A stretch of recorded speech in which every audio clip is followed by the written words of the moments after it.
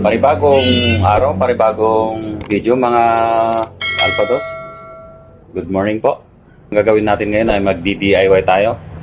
Magpapalit tayo ng oil seal ng ating XRM na hindi na natin babaklasin ng mga yan. Papalitan natin siya ng oil seal kasi ayan o. Gas-gas na yung kanya, port. Kasi tumatagas na yung langis. At magpapalit tayo ng pork oil. Ilalagay natin na bago. Ipapalit natin. Tapos ito naman yung pork oil natin. Stay tuned mga idol. Kung paano natin siya babaklasin at lalagyan ng langis yung pork natin. Anino na kung binaklas mga idol yung gulong natin. Para mapabilis natin yung video. Try natin ito mga idol ng allen wrench din. Nakasa dito sa may paglagyan ng ihe.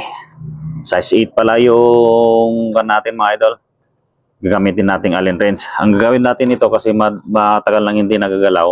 Medyo higpitan lang natin para makontra. Ayan. Tapos paluwagan na natin. Ayun. Pero bago natin habang tinatanggal natin to, lagyan natin ng kondyan para hindi matapon yung langis. Yung langis nito mga idol, pwede nating gamitin sa pangsiga, sa mga panggatong nating kahoy. Lagyan lang natin ng kunting krudo. Alin na natin mga idol. Ayan na. Madumi na yung langis niya mga idol kasi napapasukan na siya ng tubig. Sabi ang dumi. Dumi oh.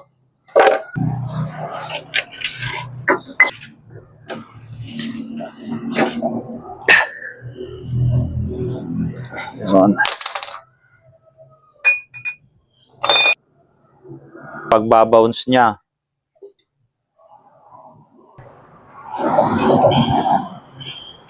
Ayan mga idol. Tatanggalin natin itong rubber cover. Ayun, tumalsik. Grabe ang dumi. Ito yung lock niya mga idol oh. Sungkitin lang natin to. Ito. Yan. Ito yung lock ng natin mga idol. Oil seal. Tapos flat screw na rin yung gagamitin natin para matanggal yan. Mahirap na.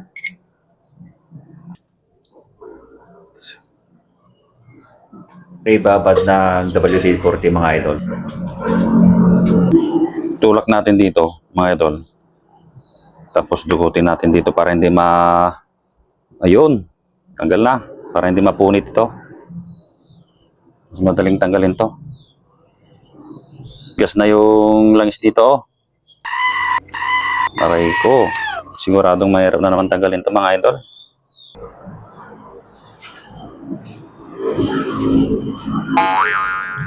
Dumi. Naging kalawang na.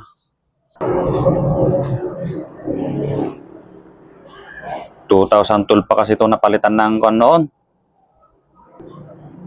Tabaran muna natin mga idol. Sakaling madaling matanggal kasi wala tayong puller. 5 minutes later. Ayun. Mga idol. Tiis-tiis lang natin itong iangat-angat gamit ang screw. Huwag nating pupukin ito mga idol. Kasi baka mabasag itong baso-baso niya. Papanibago ka na yan. Ayan, kita naman na umaangat na. Ayun. Bali, nilagyan ko to ng mga idol. WD-40. Yan, tanggalan natin. Naman natin itong isa. Primer para mapinturahan natin ng itim. Para kumbini sila sa mood natin.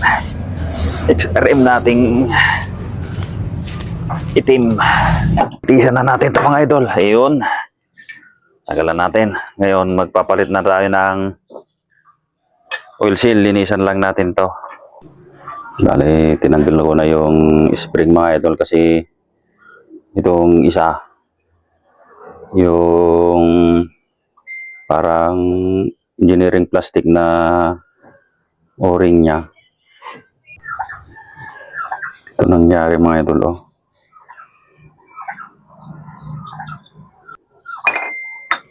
Dapat ganito lang siya.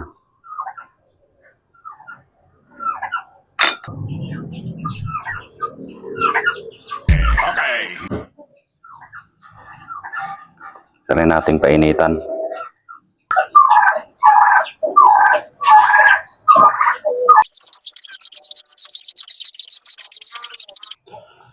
Happy birthday to me. Ayan mga idol. Okay na. Okay na yan. Linisan na rin natin mga idol yung loob ng pork tube natin para may balik na natin yung mga spring. At malagyan na rin natin ng bagong langis.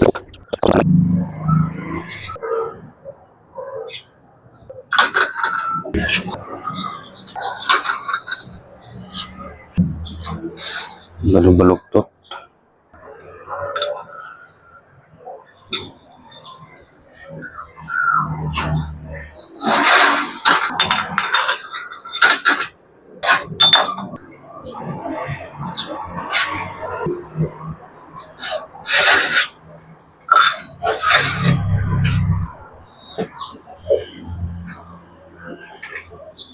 Yan. Pantay naman sila mga idol. Binawasan natin kanina to idol. Umipot yung butas. Konting-konti lang yung binawasan natin dito mga idol. Para kalaban yung spring. Pihitin lang natin yan. Tapos ipasok natin dito.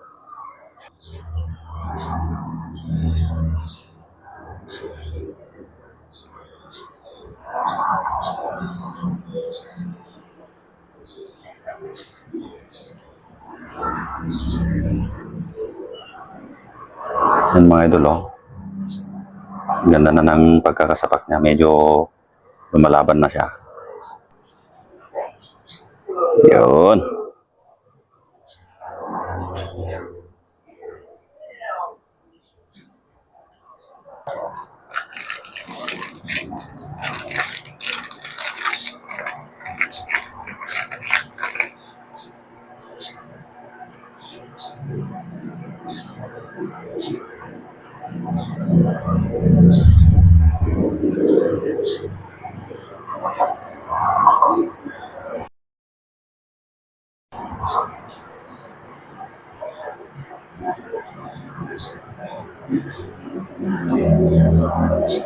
Ito yung babawasan natin mga idol.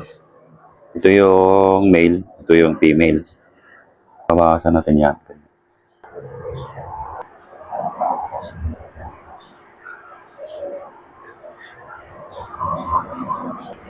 Paikutin natin pa ganon.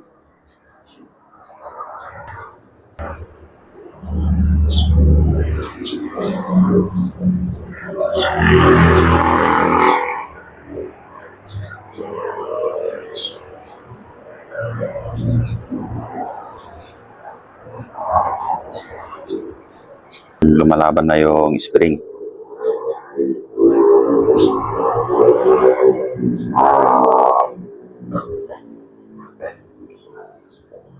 Sa ibabaw.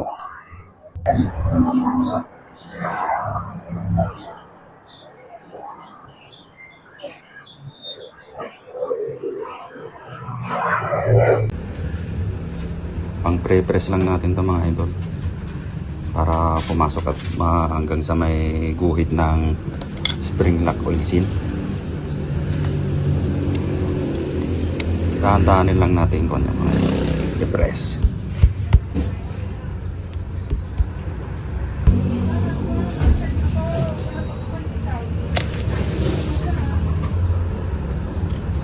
Mga idol, yung guhit ng oil seal lock spring halos kalawang na lahat. Kinain na ng kalawang. Huli ako ng ganito. Tulad din nung ano,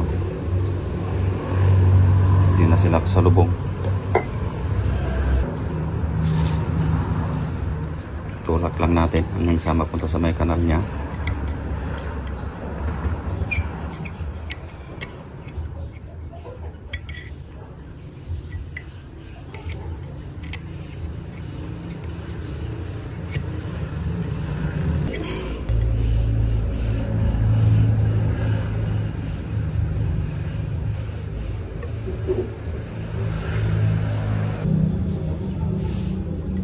Ayun, pumasok na idol.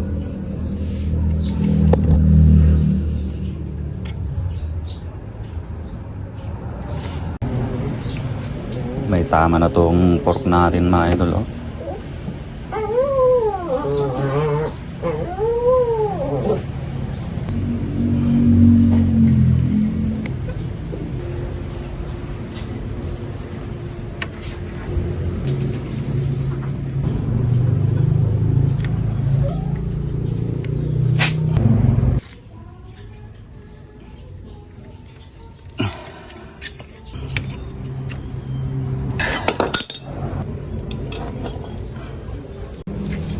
Kakarga na tayo ng shock oil mga idol. Sakat lang natin yung play ng kuwan natin, yung bounce o pag play ng shock natin o bounce. Ganyan lang para hindi tutukod dito. Ngayon kakarga na natin yan ng langis. Punuin natin dito para mas maganda. Gagamit tayo ng imbuto para hindi matapon. Oops.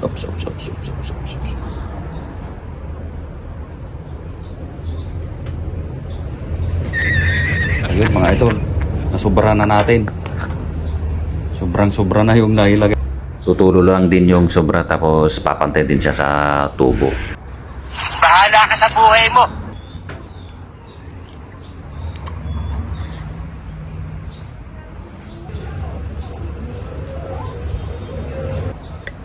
Ayun, mga idol, may natira pa. Lagay na natin ang cap bolt hanggang sa may o-ring lang, mga idol. Tapos, diin-diinan natin ito na habang pinahigpitan para lumabas yung hangin. Maganda yung bounce play ng ating shock. Ayan na mga idol. Nasa 1.5 inch yung play niya. Yung bounce niya. Okay na, okay na.